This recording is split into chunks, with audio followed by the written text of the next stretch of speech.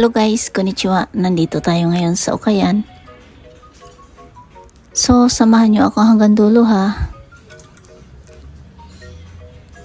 At ito may nakita akong Lacoste. Kulay red naman ito. So, tingnan nyo naman yung quality. Ang ganda, mukhang bago pa. So, ang hirap talaga pag walang cameraman, kaya ito. Nakahang oh. Basta kung saan-saan ko na lang yan sinasabit. So, chinecheck natin yung puwet.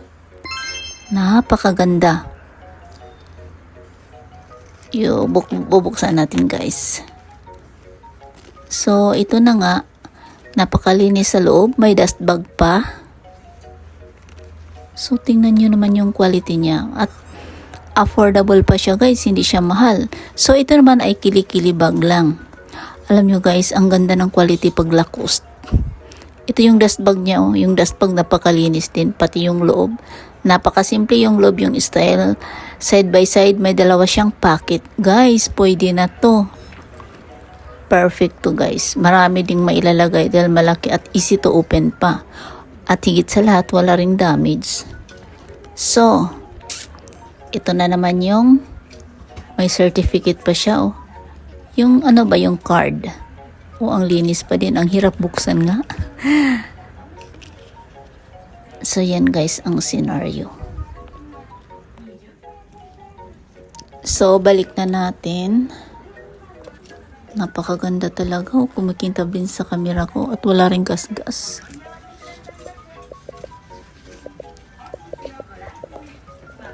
So, ito naman yung katabi niya. Hindi ko siya kilala yung brand niya. Pero naku-curious ako sa style. Napakaganda pa yung kulay. Tapos guys, tingnan, magnetic lang siya guys, yung ano niya, yung ito. Pero solid ha yung style niya. Ang cute. Isa naman itong handbag, pati yung kulay niya napakaganda rin. Napakasosyal. Tama lang din yung laki at napakalinis din.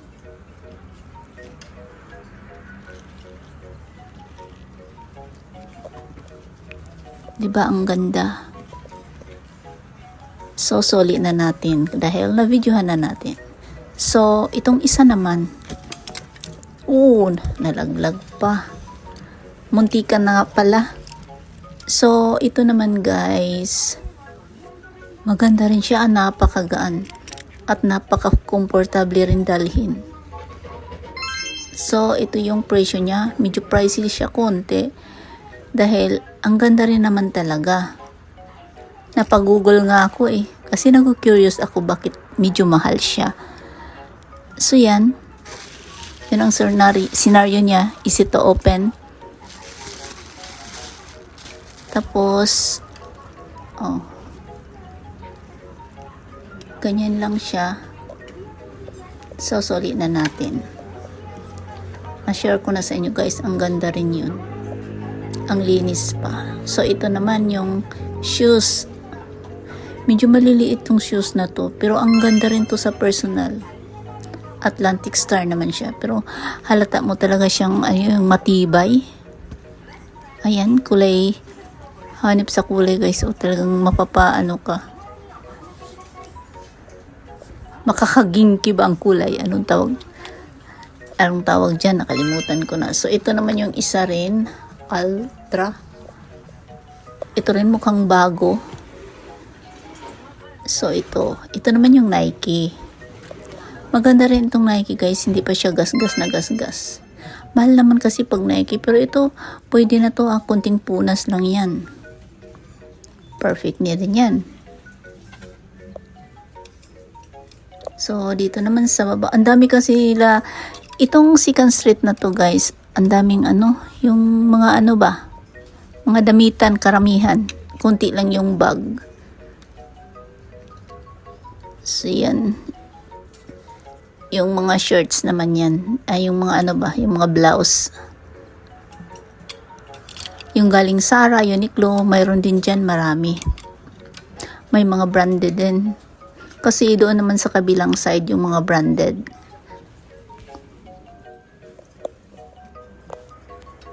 So, dito tayo may nakita ako ditong Guess na bag. Isa tong backpack. Guys, ang ganda rin ng kulay. Mukhang bago rin. Magaan pala to.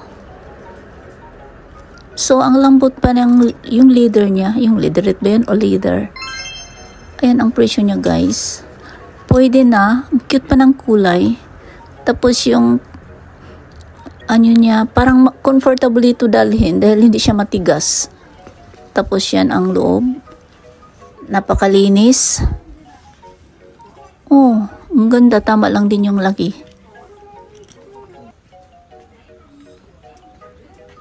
Ito yung kabuuan. Ang ganda, guys, diba? Cute din yung design, pati yung kulay. So, ito naman yung sa baba. Ang ganda rin ng kulay nito. Yung purple. Totoong leather to, ha? Oh, medyo pricey nga. Napagugol din ako bakit ganito kamahal. Pero ang cute kasi ng style. Tapos napakagaan. Maliit siya tingnan pero solid yung loob niya. Malaki ito kasi malapad din yung puwet. Kumikintab sa camera ko yung yung leather ng yung handbag. Handbag lang naman kasi siya. Ganda sana kung no sling. Tapos yung sa side mayroon naman siyang pocket. Guys, perfect rin ito. Marami kang mailalagay. Dahil kanina, nandoon lang sa baba, ilagay na natin sa hangiranan. Walang mga tao rito, kung saan-saan lang nilalagay. So guys, ito naman yung Paul Smith na bag. Ang cute nito, guys. Ito ang uso ngayon. Napahook nga ako rito eh. So, ganyan lang siya kaliit. Tapos sa loob, mayroon din siyang ito ba? Yung parang certificate ng card. Napakalinis sa loob. Wala rin itong gas-gas. Ang ganda. Kaso hindi ko lang nang siya binili dahil dami ng abubot sa bahay rin kasi.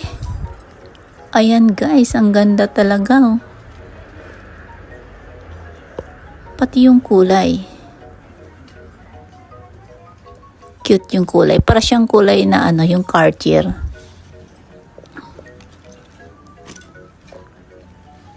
So, ito naman yung isa-isa naman tong Coach bag. Ang gaan din nito. Para siyang plastic. Ewan ko, parang vinyl. Kasi, iba yung texture niya eh. Kasi ang gaan. Tapos, itong hawakan niya, leather naman. Tapos, may zipper siya. Ito yung logo ng Coach. Malinis din. Manipis siya, guys. Ang gaan. At saka malambot. Kaya komportable rin ito dalhin. Ito yung puwet, malapad. So, perfect rin ito. Mukhang bago pa din. So, yun naman ang kabuuan. So, ito may nakita tayo. Grabe ito guys, oh. 2 lapad mahigit. Pero mukhang bago naman talaga. Ganda, mahal naman talaga pag Nike. So, ito medyo mura. Ba't kaya? Hindi ko kasi alam pang mga brand ng sapatos, yung mga style. Basta tumitingin lang ako sa presyo. Ayan siya, oh. Kasi yung isa 10K mahigit eh. Ito ang 10K mahigit. Tapos yung yellow naka 5K mahigit lang yan. Pero pareho silang hindi pa sila gas-gas talaga. So ito rin maganda na ito, magaan. Ayan na. Yung talampakan lang ang yung madumi. Pero yung kabuuan guys, yung yung katawan ba tawag dyan? Basta. Kasi para siyang nylon eh. Malinis. So, dito tayo sa the North Face. Pag the North Face talaga eh. Solid din yung presyo. Pero yung binuhat ko, para siyang mabigat.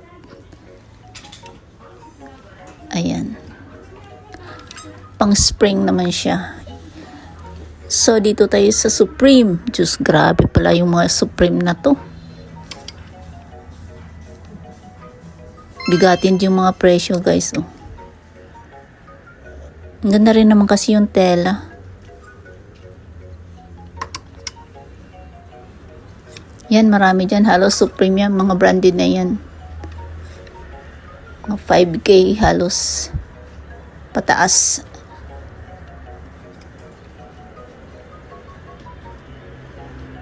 Ang ganda nito, pantulog. 4XL yan. 4XL ba tawag dyan? Basta ang ganda. Gusto ko yung ganyan, mga pantulog lang. Tapos ito guys, ang daming mga sapatos, shoes. O mga sapatos naman dyan. Dami talaga dyan. So, ito yung nakita natin. Yung Charles and Kate. Ang cute nito. Ang hirap ng kamera. Ayan, ang linis. Mukhang bago pa talaga to. Nilagay lang rito. Ayan yung style niya. Ito yung pang sling bag. Tingnan nyo naman. Pero matigas kasi siya. Ayan. Tapos, yung green naman yung pang kilikili bag or handbag. Ganon. Pero nilagay ko na dyan ang yung pang sling dahil nagkalat kasi hindi binuksan. Ay, hindi binuksan. Hindi sinarado nung kasi dami ring tumitingin dyan eh. Tapos, ito naman yung guys, yung hindi ko siya kabisado pero napapagugol ako. Yung The Rich pala yung yung brand. Ang cute. Pero mukhang halata ng gamit na gamit yun. Ito, mukhang bago pa at napakalinis. Pero yung niya, malinis nga siya kasi lang yung leather ba, matigas. Ito may dust bag pa siya At saka may pang sling bag. Maganda rin ito dahil Michael Kors naman.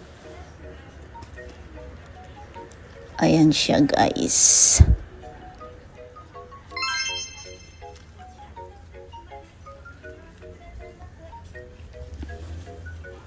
Napakalinis. Yung puwet niya malapa din. Pero tama lang din to.